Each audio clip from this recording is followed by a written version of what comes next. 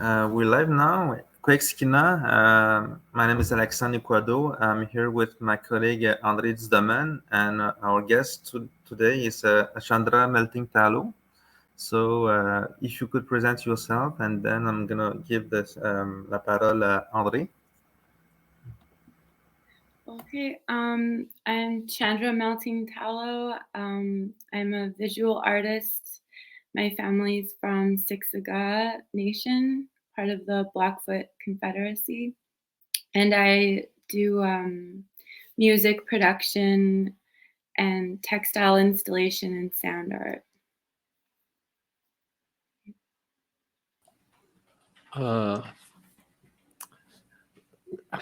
Hello, Chandra. It's really a pleasure and an honor to have you with us today. Welcome everybody who are listening to us. As you know, we are bilingual, sometimes in French, sometimes in English. And this time, the podcast will be in our very good English, Alexandre and me. So, Chandra, what struck me is the scope of the medium you use. You have been poet, you have published books, you have been involved in music and songs, in installation and performance. How can you embrace so large as an artist? Yeah, I think, well, I think I started with poetry, and then I got really excited about doing visual art through being exposed to Jean-Michel Basquiat's work. So I wanted to do painting, but I think I just am really curious and I get a lot of ideas. So every time I try something new, I get really excited about it. So yeah, I think I used to kind of feel like I needed to choose one thing, but I realized I think this is just the way I work and everything is interconnected.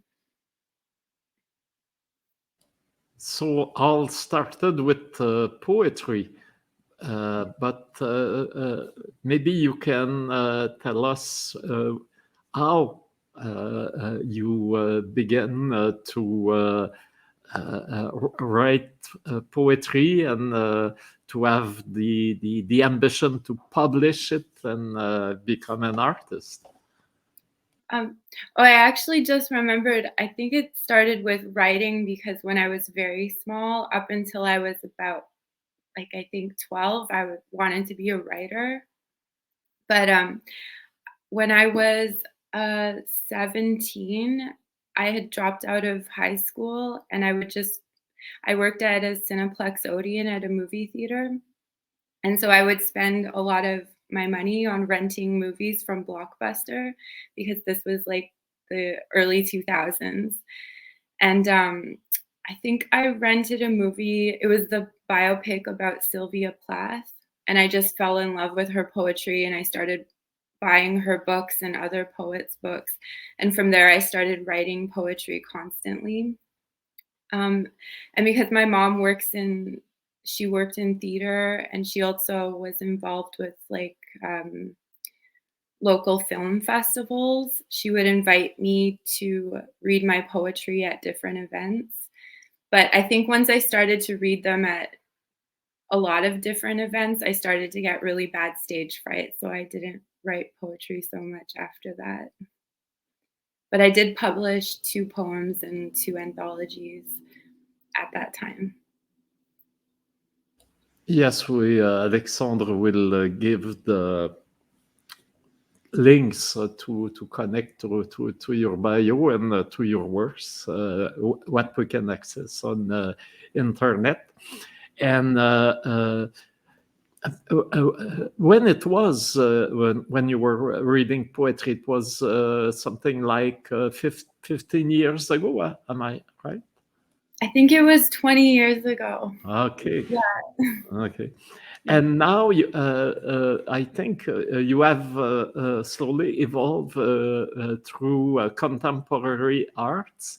Mm-hmm. And this is how we have connected, because you just had residence with the Galerie Clark. Yeah. Actually, we are in the same building. Right? We are at the 5th floors, but on the main floor there is a lot of very interesting galleries. I mention it for our listener, and often some galleries have their space dedicated to works of indigenous artists, especially Galerie Clark, where you have your residence, and it's now finished recently, I think. And well, maybe will Clark will expose the work you have done? Is it the beginning of the construction of art show in the gallery? I still have one more meeting with them, so I think we're gonna like wrap up all of the final loose strings with the residency. But I'm pretty happy with the work that I did while I was in there. It was really amazing to just have a whole space and time to just work on whatever I wanted. And so I'll definitely be showing the work that I did in the future. I saw the work you did here in the building at the space for residents, and I was really struck by the fact that, looking at your author's work, how the textile, referring often to very personal clothes or sheet, seem to be a material you like to start with or incorporate in your work. Am I right? Yeah, definitely. Yeah. I've always been a very nostalgic person, and I think my mom moved around a lot when she was a kid, and I always wanted to see like her childhood things or just objects and photos, but unfortunately she had very little. So since I was a kid, I would just collect so many things. Like I would hold on to clothing and scraps of paper and everything. And I think a lot of the work I do is around memories and also just the feeling and the personal value of these objects in a way that they almost have like a life of their own. So I really like to incorporate that in everything I do. Yes, I was recently listening to a conference about Marcel Proust, the famous French writer, and somehow I thought about your works because it was in the same period, and obviously you have for Proust the object sometimes have memory that are enclosed in them, and one day or another when we see or listen or fall on an object, all of a sudden a whole memory come back, and it's like an ecstasis. And I, looking at your work, I said, wow, it seems for me that Chandra is looking for that kind of special moments that the objects can bring to us. Yeah, definitely. It's almost like the objects, like you said, they can create their own world and almost are like a gateway to like entering a new experience. And then it also feels like an act of care and love to adorn them and to almost like, um, yeah, just give them special care and attention by beating them and making them more beautiful. But it seems to me that also there is mixed feeling in those memories. Sometimes we feel some mourning, some trauma, some difficult moment also that are also embedded, as if I could say, in the work, and that this is the experience is not always a completely happy experience, the one that comes from the object you present. Yeah, definitely. I think it also is part of a grieving process and just a way to process grief and um, give space to those more difficult and complex emotions as well. Yeah. Can you give us a small overview of your career as a contemporary artist? It would be interesting for I suppose that most of the people that are listening now don't know who you are. So I think it would be interesting to have a narrative about your journey as an artist. Yeah. Yeah, it's been a wild ride. So yeah, like I mentioned, I was doing poetry, but then I kind of backed off of that after I got overwhelmed with stage fright because I was still a teenager as well. And then yeah, after discovering the work of Jean-Michel Basquiat and becoming interested in different painters, I was really determined to be a painter and go to art school, even though I dropped out of high school. So it took me until I was about 22 to finally get into art school. And from there, I discovered the work of James Luna and other Indigenous artists that were very influential. So, and then I actually transferred to Concordia in Montreal. And during this time, I was mostly doing performance art. But I started having health problems, which I think took like maybe another 7 years before they properly got diagnosed because it turned out I had an autoimmune disease. So during that time, I went to Calgary to my mom's, and then I ended up in Vancouver. And oh, yeah, sorry. So in Montreal, I was around a lot of noise musicians and experimental artists. And this inspired me to start making noise and experimental music. And that eventually turned into a full music project, Mourning Coup. So after I left Montreal, I wasn't thinking about visual art so much. I was more focused on music and recording music. And then when I was living in Vancouver, I ended up getting back into visual art because some people were interested in some of the work I'd done before that. And I think since then, I didn't do performance art so much anymore, more because of like stage fright reasons and also because I became really excited about doing more textile-based installation. And after that, I also started incorporating garments and beadwork as well.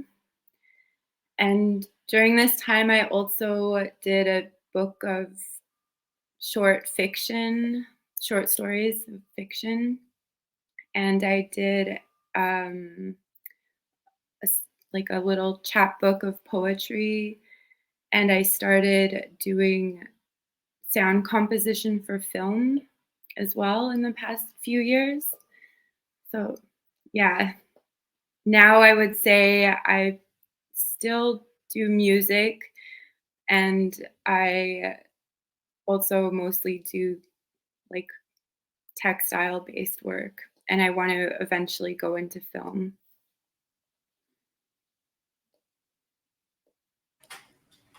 Last week with Gerald McMaster, we were discussing the fact that in the 80s, the Aboriginal artists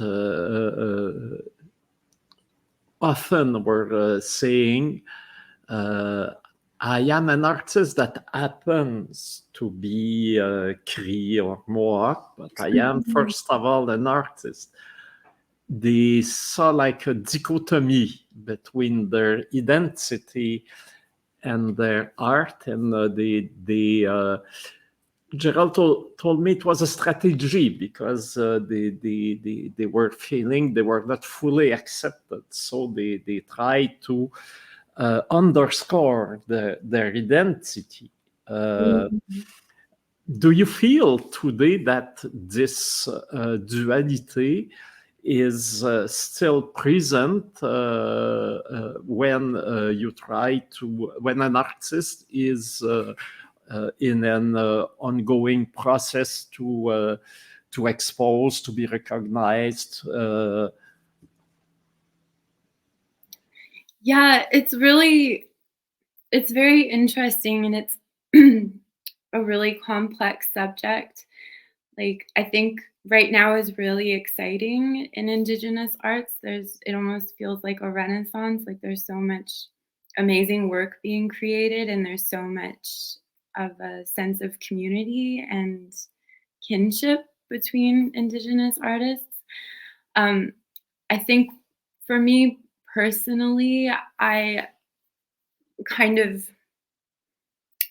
think constantly grapple with both, because I do feel like a resistance to creating work that is, I guess, like aesthetically identifiable as an Indigenous practice. I think I don't really want to, I guess I'm very hyper conscious of that, the othering gaze of a non-Indigenous audience kind of fetishizing that sort of work. And I think also too with in regards to the music I make, I think the music as well stands on its own, and there is a sense of frustration where I think a lot of musicians, especially white male musicians, their work is looked at first and the identity is considered almost neutral. So I think that can be a source of frustration. But then at the same time, I kind of had to come to a place of wanting to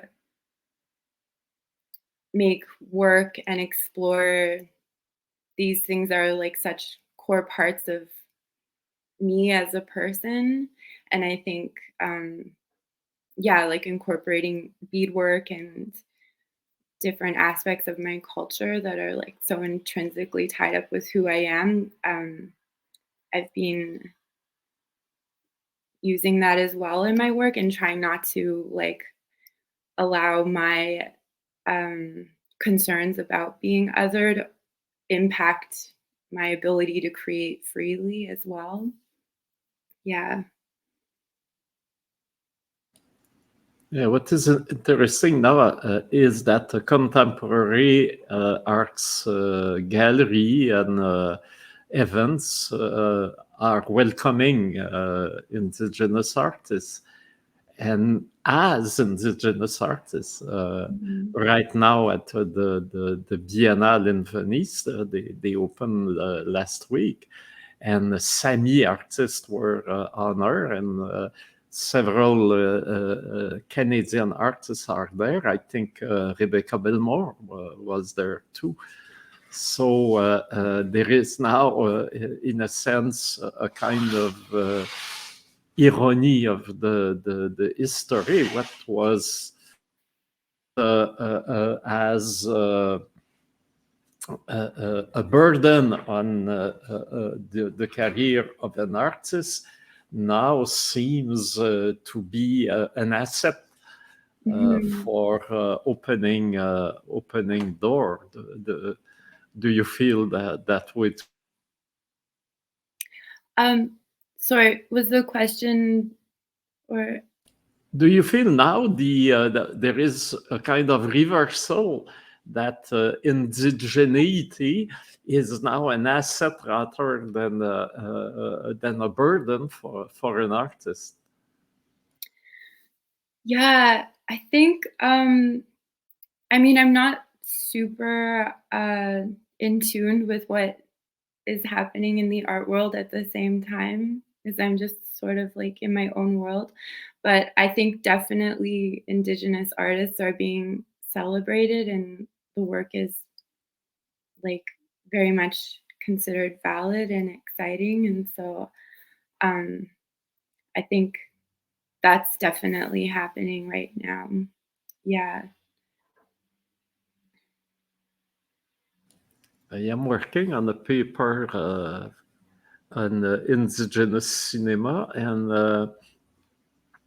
many filmmakers have said that, like Zacharias Kunuk, he says, I am doing film for my people, my community, my nation, the Inuit.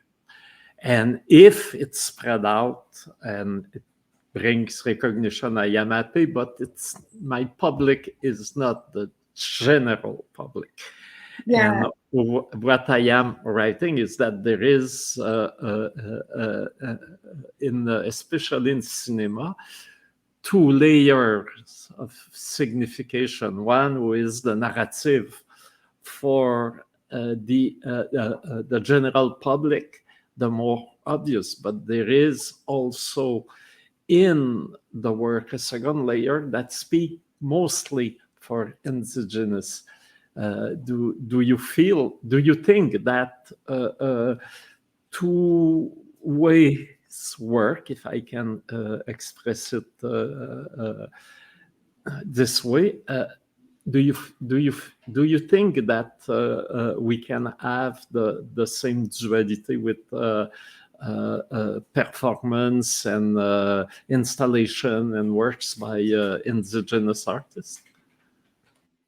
Yeah, definitely. Actually, I wanted to add to what I was talking about earlier,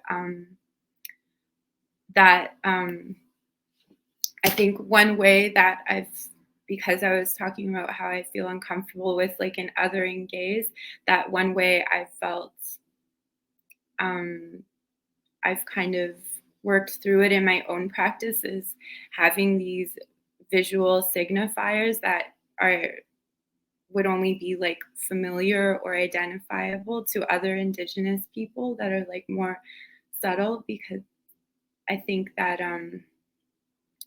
yeah, you can like, yeah, I think like definitely thinking of the audience and who is perceiving it is a part of that. But yeah, I think for me personally, there's definitely pieces and different work that I create where it is intended for an Indigenous audience, and it's, I think, more as part of I think it's come about based on feedback from especially Indigenous youth and how they've received the work that I made, that encouraged me to continue making work in these ways that seems beneficial. And then there's other things I make that are, whether they're visual art or music, that I'm just, I guess it's more of like a process of like channeling something, channeling an experience that the intended audience would be whoever is receptive to it, regardless of who they might be. So when you are working, when you are creating, somehow you are audience conscious. You are thinking of the people that will receive, look at, be moved by the work you are doing. I think some work is very like specific, where I want to have these visual signifiers that would be identified. And then I think when it comes to creating work where it's not a very cerebral or intellectual process, it's just whatever is coming through and just following that train, I don't think I'm particularly thinking of the audience, but the intention is that whoever would be receptive to this experience I'm trying to transmute, that would be who it would be for. Can you give us a few examples of those different work? One were more, I could say, aesthetic and aesthetically generated for the whole wide world, and other that have at least some reference that will touch more specifically an Indigenous audience. Yeah, so I think maybe one work I can think of is that would be more general, would be this piece I did called Baby Blue in 2013 at Whippersnapper Gallery. It was one of my first exhibitions, and actually it really had both. I think maybe a lot of them have both, but this one had, I took these bed sheets and cut them into strips and dyed them with tea, and they kind of created this hallway that you wound up and down, and then at the end I had like tobacco on this little shelf. And so I think and then at the beginning there was like a smaller found object installation with different fruit. So I think I was definitely, it's hard to put into words, I think, what it's meant to convey, but there was definitely a experience that I was trying to convey through making this piece that I wanted people to have. And so maybe not every person who was in the installation would necessarily have that, but whoever would be, like, that's who it would be for.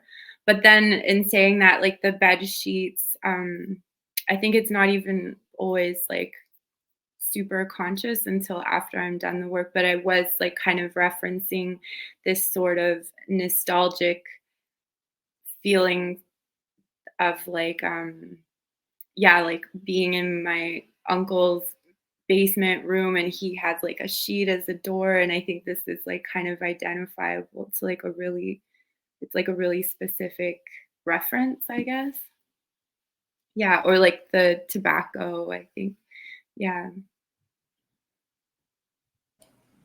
But seeing your work also, I was thinking that, well, a single sheet is can bring back a lot of memories and of different meanings, because of course it can refer to the security of the childhood, but also it can refer to all the sexual violence that we have experienced through residential schools, especially, and that is still a trauma that is still very present in the psyche of the the indigenous persons, even through intergenerational, not only the people that have directly be stolen and stuck in residential schools.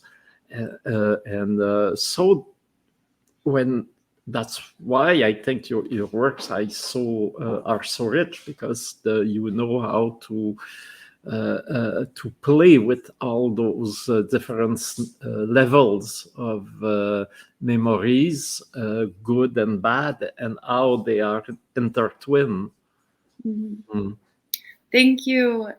Yeah, I really appreciate you saying that, because I think, yeah, the way you described it, I definitely want to have, I don't want to, if I'm incorporating things that are making reference to something more traumatic, I want it to be like a very subtle reference. Like, I never want to make work that would be inaccessible in that way, that it could be re-traumatizing. Like, I always think of especially my grandmother, like there's so much that she can't engage with because it would be much too re-traumatizing. So I think I try to, if I'm acknowledging it, then I try to balance it, or just have these very like subtle interplaying references.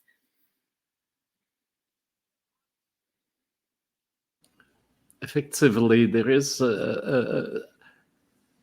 something that well, it's not the Beatles songs I am referring to, but I think there is always a yesterday that is underlined. And when we think of something that is yesterday, somehow we have our overcome, or we are overcoming, and we are still or we are in the process to let it back. And when we look back, it's not the same thing as it is somehow a therapy. We advance in the life, and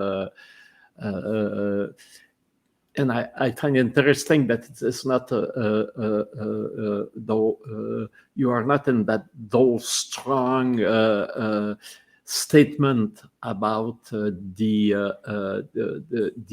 different impact of colonialism, but more how we are looking back at it. And I think that's very generational and very interesting also, because we can see a progress. Mm-hmm. Yeah, definitely. I think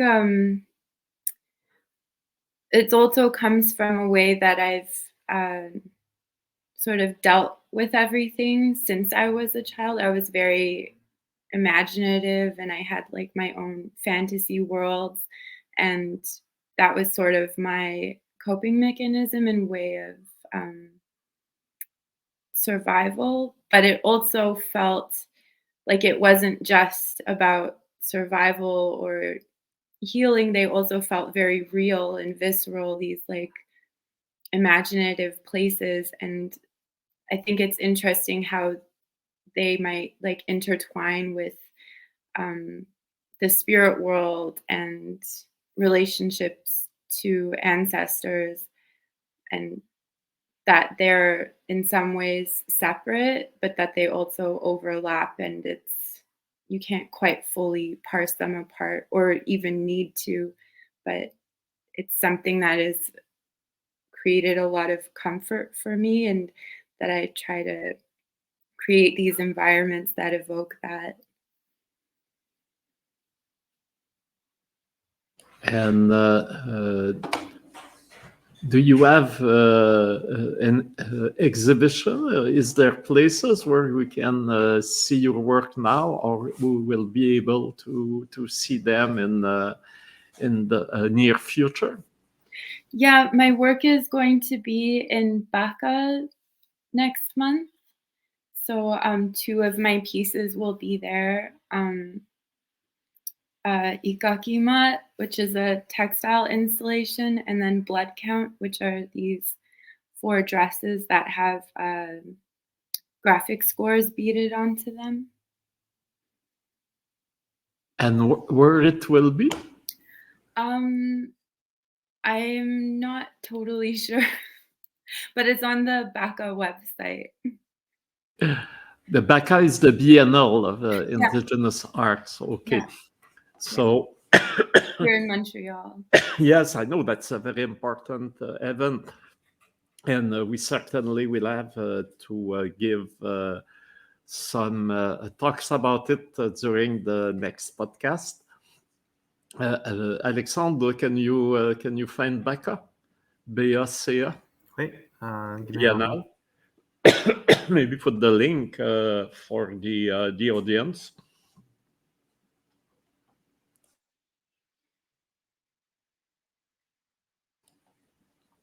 And you were speaking about the community of Indigenous artists.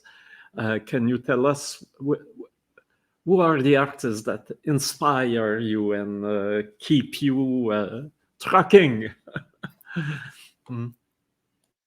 I really always will love the work of James Luna.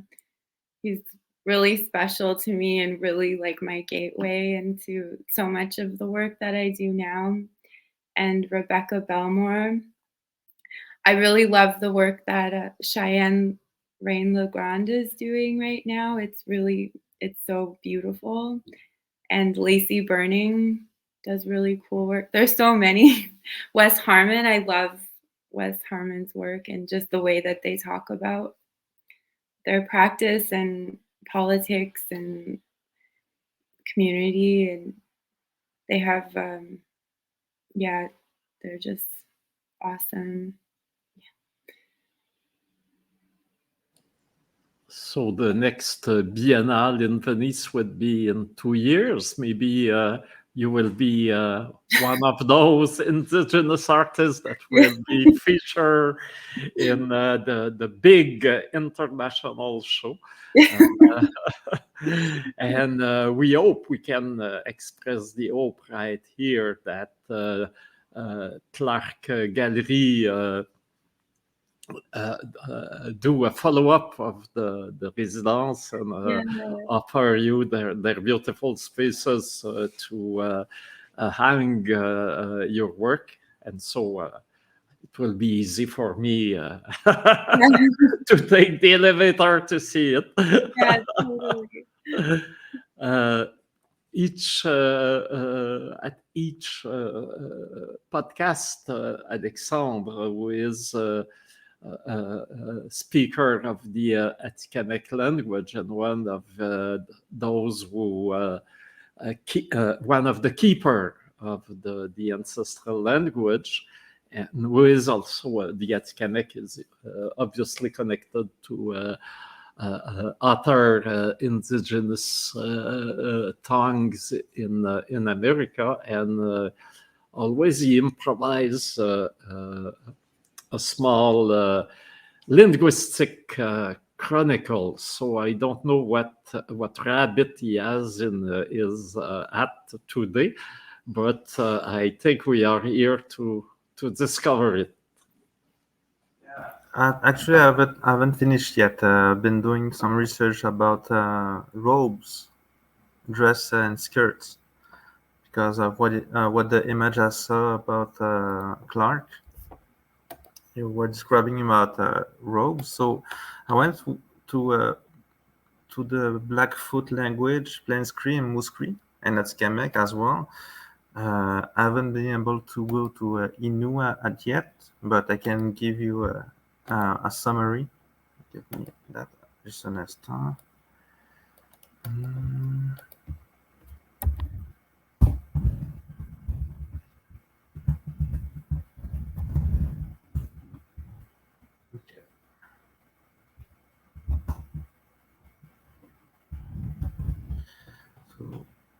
Voici, c'est ce que j'ai trouvé ici.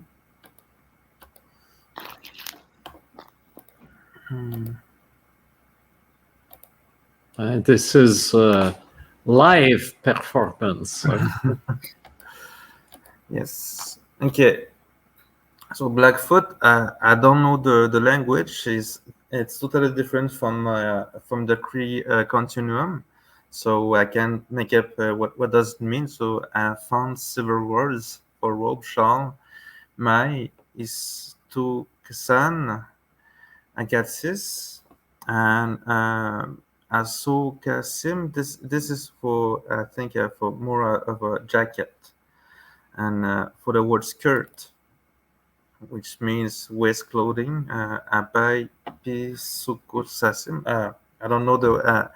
I'm pretty sure that I mispronounced it. For the plain screen, I saw Kis Kazagas, which means skirt. For the dress, Iskwe was a gay. You can understand that Iskwe means woman. Was a gay. I think that's woman's clothing. And for I found that agop means blanket for the plain screen. In Atskamek, agop means robe, long robe especially.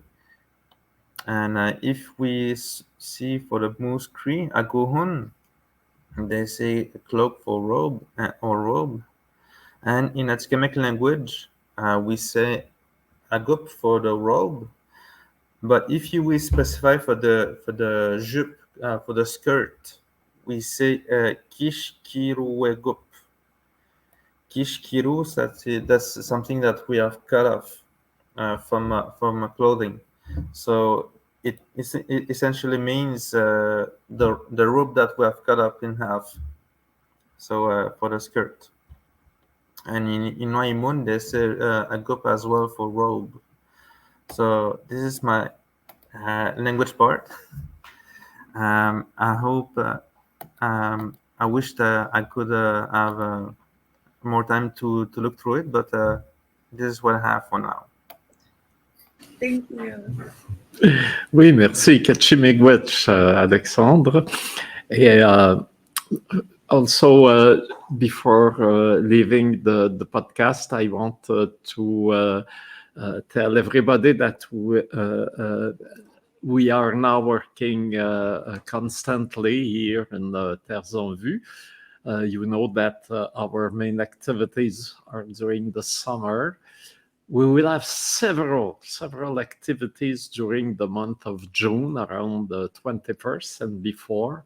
So between 15th and 21st of June, a series of fantastic discoveries, artists in many fields, in cinema, in concerts, in ceremonies, in gathering, are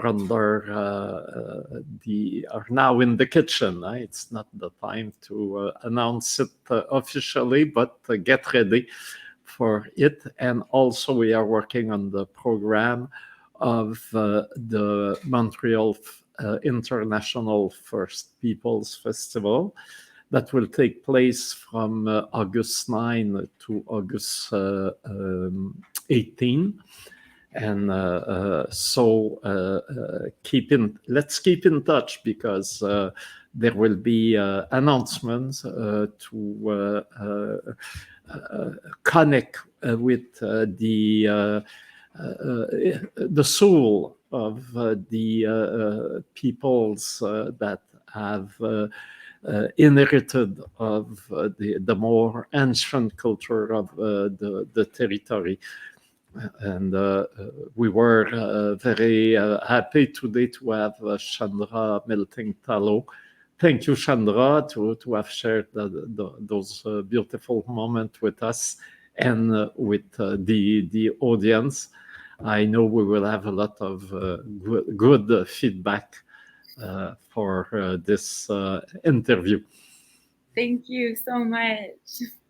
Miigwech, I hope we see you soon in other events or exhibitions. Yeah, definitely. Miigwech for being here.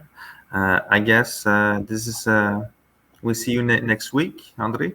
Oui, obviously we will be there each Wednesday at noon. We are there. C'est bon, ok. The the famous duo André and Alexandre. Ouais. Miigwet, kes kuminat, Siksika.